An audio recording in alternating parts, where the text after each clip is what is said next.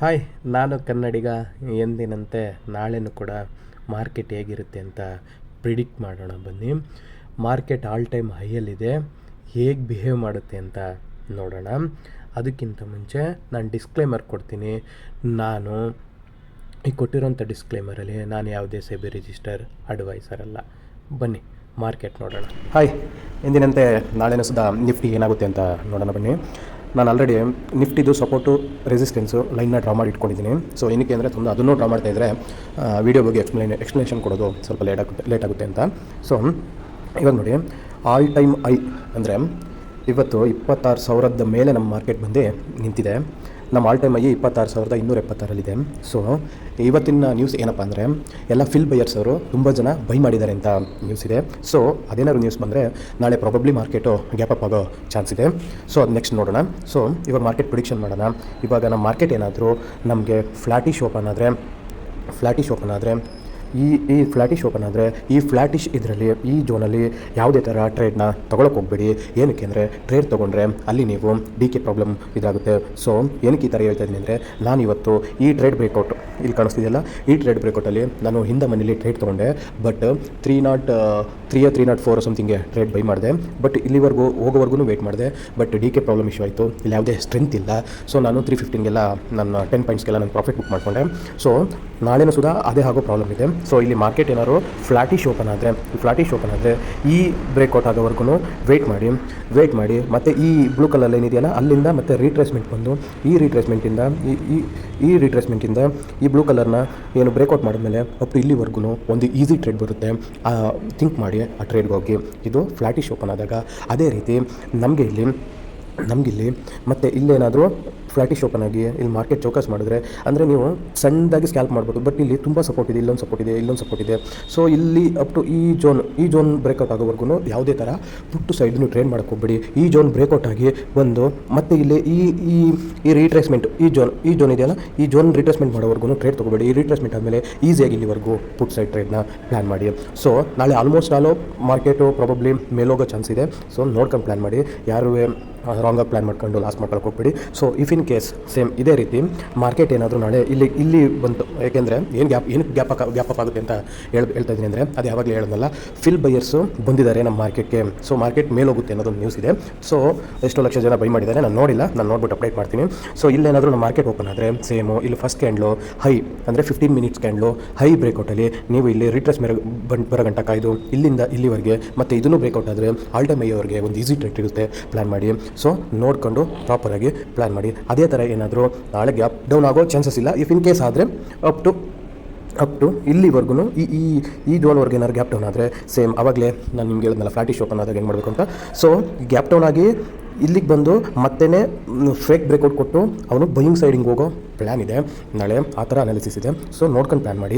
ನಾಳೆ put side trade ಮಾಡಬೇಕಾದ್ರೆ ಏನಾರಿತ್ತು ಅಂದರೆ ಈ ಒಂದು ಝೋನಲ್ಲಿ ಈ ರಿಟ್ರೇಸ್ಮೆಂಟ್ವರೆಗೂ ವೆಯ್ಟ್ ಮಾಡಿ. ಈ ರಿಟ್ರೇಸ್ಮೆಂಟ್ ಮೀನ್ಸ್ ಈ ಸಪೋರ್ಟ್ ಝೋನ್ನ ಬ್ರೇಕೌಟ್ ಮಾಡಿದ್ಮೇಲೆ ಇಲ್ಲಿವರೆಗೆ ಪ್ಲ್ಯಾನ್ ಮಾಡಿ.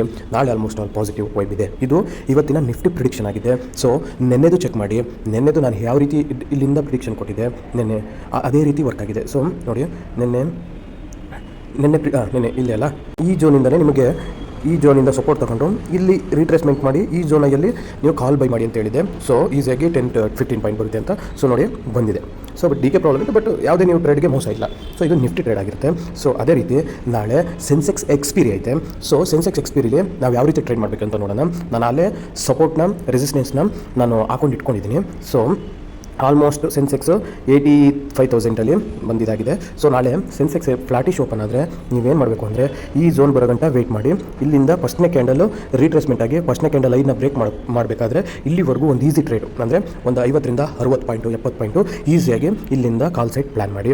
ಇಫ್ ಇನ್ ಕೇಸ್ ಈ ಝೋನಲ್ಲಿ ಏನಾದರೂ ಬ್ರೇಕೌಟ್ ಆಯಿತು ಅಂದರೆ ಇಲ್ಲಿ ಫೇಕ್ ಬ್ರೇಕೌಟ್ ಕೊಡೋ ಚಾನ್ಸ್ ತುಂಬ ಇರುತ್ತೆ. ಸೊ ಈ ಫೇಕ್ ಬ್ರೇಕೌಟ್ ಅವಾಯ್ಡ್ ಮಾಡಬೇಕು ಅಂದರೆ ಈ ಝೋನಲ್ಲಿ ಬಂದಿರುವಂಥ ಫಸ್ಟ್ ಕ್ಯಾಂಡ್ಲು ರೀಟ್ರೇಸ್ಮೆಂಟ್ ಮಾಡಿಕೊಂಡು ಆ ರೀಟ್ರೇಸ್ಮೆಂಟಿಂದ ಬ್ರೇಕೌಟ್ ಆಗಿದ್ದರಲ್ಲಿ ಇಲ್ಲಿವರೆಗೂ ನೀವು ಟ್ರೇಡ್ ಪ್ಲ್ಯಾನ್ ಮಾಡೋ ಪ್ರಾಬಬಿಲಿಟಿ ತುಂಬ ಇದೆ. ಸೊ ಆ ಥರ ನೋಡ್ಕೊಂಡು ಪ್ಲ್ಯಾನ್ ಮಾಡಿ. ಇದು ಫ್ಲ್ಯಾಟಿಶ್ ಓಪನ್ ಆದಾಗ ಕಾಲ್ ಹೆಂಗೆ ಪ್ಲ್ಯಾನ್ ಮಾಡಬೇಕು ಅಂತ ಹೇಳಿದ್ದೀನಿ. ಅದೇ ರೀತಿ ನಮಗೆ ಅದೇ ರೀತಿ ನಮಗೆ ಇಲ್ಲಿ ಫ್ಲಾಟಿಶ್ ಓಪನ್ ಆದಾಗ ಇಲ್ಲೊಂದು ಚಿಕ್ಕ ಸ್ಕ್ಯಾಲ್ಪ್ ಬೇಕು ಅಂದರೆ ಸೊ ಇಲ್ಲಿ ಫಸ್ಟ್ ಕ್ಯಾಂಡಲ್ ಇಲ್ಲಿಗೆ ಬಂದು ಮತ್ತೆ ರೀಟ್ರೇಸ್ಮೆಂಟ್ ತೊಗೊಂಡು ಈ ರೀಟ್ರೇಸ್ಮೆಂಟ್ ಝೋನ್ ಬ್ರೇಕ್ಔಟ್ ಆದಮೇಲೆ ಇಲ್ಲಿವರೆಗೂ ಒಂದು easy trade put side plan ಮಾಡಿ. ಏನಕ್ಕೆ ನಾನು ರೀಟ್ರೇಸ್ಮೆಂಟು ಫಸ್ಟ್ ಕ್ಯಾಂಡಲು ಐ ಬ್ರೇಕ್ಔಟಲ್ಲೇ ನೀವು ಪ್ಲಾನ್ ಮಾಡಿಕೊಂಡು ಟ್ರೇಡ್ನ ಮಾಡಿ ಅಂತ ಹೇಳ್ತಾ ಇದ್ದೀನಿ ಅಂದರೆ, ಸೊ ವಿತೌಟ್ ರೀಟ್ರೇಸ್ಮೆಂಟ್ ಝೋನ್ ನೀವೇನಾದ್ರು ಟ್ರೇಡ್ ತೊಗೊಂಡ್ರೆ ಅದು ಫೇಕ್ ಬ್ರೇಕ್ಔಟ್ ಕೊಟ್ಟು ಬೈಯಿಂಗ್ ಬರೋ ಥರ ಮಾಡಿ ನಿಮ್ಮನ್ನು ಆ ಝೋನಲ್ಲಿ ಸಿಗಾಕ್ಸಿ ನಿಮ್ಮ ಲಾಸ್ ಆಗೋ ಚಾನ್ಸಸ್ ಇರುತ್ತೆ. ಸೊ ಅದಕ್ಕೋಸ್ಕರ ನೀವು ಯಾವುದೇ ಟ್ರೇಡ್ ಪ್ಲಾನ್ ಮಾಡಿದ್ರೆ ಸಪೋರ್ಟು ಮತ್ತು ರೆಸಿಸ್ಟೆನ್ಸ್ ಝೋನಲ್ಲಿ ಬ್ರೇಕ್ಔಟ್ ಆದಮೇಲೆ ಆ ಬ್ರೇಕ್ಔಟ್ ಆದಂಥ ಕ್ಯಾಂಡ್ಲು ಮತ್ತೆ ರೀಟ್ರೇಸ್ಮೆಂಟ್ ಬಂದು ಬ್ರೇಕ್ಔಟ್ ಆದಮೇಲೆ ಆ ಬ್ರೇಕ್ಔಟ್ ಕ್ಯಾಂಡಲಲ್ಲಿ ನೀವು ಟ್ರೇಡ್ನ ಪ್ಲಾನ್ ಮಾಡಿದ್ರೆ ನಿಮಗೆ ಒಳ್ಳೆಯದು. ಸೊ ಇದು ಫ್ಲಾಟಿಶ್ ಓಪನ್ ಆದಾಗ if in case probably positive gap up ಆಗ್ಬೋದು ಅನ್ನೋದೇ ಆಗಲಿಂದ ಹೇಳ್ತಾ ಬಂದಿದ್ದೀನಿ. ಸೊ ಗ್ಯಾಪ್ ಅಪ್ ಏನಾದರೂ ಆದರೆ ನಾಳೆ ಸೊ ಮೋಸ್ಟ್ಲಿ ಇಲ್ಲ ಆಗ್ಬೋದು. ಇಲ್ಲೂ ಸೇಮು ಫಸ್ಟ್ ಕ್ಯಾಂಡ್ಲು ವೆಯ್ಟ್ ಮಾಡಿ ಮತ್ತು ಇಲ್ಲಿವರೆಗೆ ಈ ಫಸ್ಟ್ ಕ್ಯಾಂಡ್ಲು ಇಲ್ಲಿವರೆಗೂ ವೆಯ್ಟ್ ಮಾಡಿ ರೀಟ್ರೇಸ್ಮೆಂಟ್ ಬರುತ್ತೆ. ರೀಟ್ರೇಸ್ಮೆಂಟ್ ಬಂದಮೇಲೆ ಇಲ್ಲಿಂದ ಮತ್ತೆ ರಿಟರ್ನ್ ಮಾಡಿಕೊಂಡು ಕಾಲ್ ಸೈಡ್ ಹೋಗಿ. ಸೊ ಹಂಗೇನೆ ಇಲ್ಲೇನಪ್ಪ ಅಂದರೆ ಗ್ಯಾಪ್ ಡೌನ್ ಆದರೆ ಆಲ್ಮೋಸ್ಟ್ ಈ ಲೆವೆಲಲ್ಲಿ ಏನಾದರೂ ಗ್ಯಾಪ್ ಡೌನ್ ಆದರೆ ಇಲ್ಲಿಂದ ಗ್ಯಾಪ್ ಡೌನ್ ಥರ ಇಲ್ಲಿ ಬ್ರೇಕ್ಔಟ್ ಕೊಟ್ಬಿಟ್ಟು ಬ್ರೇಕ್ಔಟ್ ತೋರಿಸಿ ಮತ್ತೆ ಅವನು ಇಲ್ಲಿ ಕಾಲ್ ಬೈ ಸೈಡ್ ಥರ ಹೋಗ್ಬೋದು. ಸೊ ನೋಡ್ಕೊಂಡು ಪುಟ್ ಪ್ಲಾನ್ ಮಾಡೋರು, ಪುಟ್ ಸೈಡ್ ಬೈ ಪ್ಲಾನ್ ಮಾಡೋರು 5ರಿಂದ 10 ಪಾಯಿಂಟು 15 ಪಾಯಿಂಟ್ಗೆ ಈಸಿಯಾಗಿ ತೊಗೋಬೋದು. ಮೋರ್ ದೆನ್ ಪಾಯಿಂಟ್ ತೊಗೊಳ್ಳೋರು ಸ್ವಲ್ಪ ಕೇರ್ಫುಲ್ಲಾಗಿ ಪ್ಲಾನ್ ಮಾಡಿ ನಾಳೆ ಫೇಕ್ ಬ್ರೇಕ್ಔಟ್ ಕೊಟ್ಟು ಮೇಲೆ ಹೋಗೋ ಚಾನ್ಸಸ್ ಇದೆ. ಇದು ಒನ್ ಆಫ್ ದಿ ಪ್ರಿಡಿಕ್ಷನ್. ಓಕೆನಾ? ಸೊ ಆಯ್ತಲ್ವಾ? ಈಗ ನಾವು ಬ್ಯಾಂಕ್ ನಿಫ್ಟಿ ನೋಡೋಣ. ಬ್ಯಾಂಕ್ ನಿಫ್ಟಿ ಟ್ರೇಡಿಂಗ್ ಇದೆ ಅಂತ. ಸೊ ಬ್ಯಾಂಕ್ ನಿಫ್ಟಿನೂ ಸೇಮು ಏನಾದರೂ ಮಾರ್ಕೆಟು ನಮಗೆ ಇಲ್ಲಿ ಫ್ಲಾಟಿಶ್ ಓಪನ್ ಆಗಿ ಆಲ್ಮೋಸ್ಟ್ ಆಲ್ ಟೈಮ್ ಐ ಹತ್ರನೇ ಇದೆ.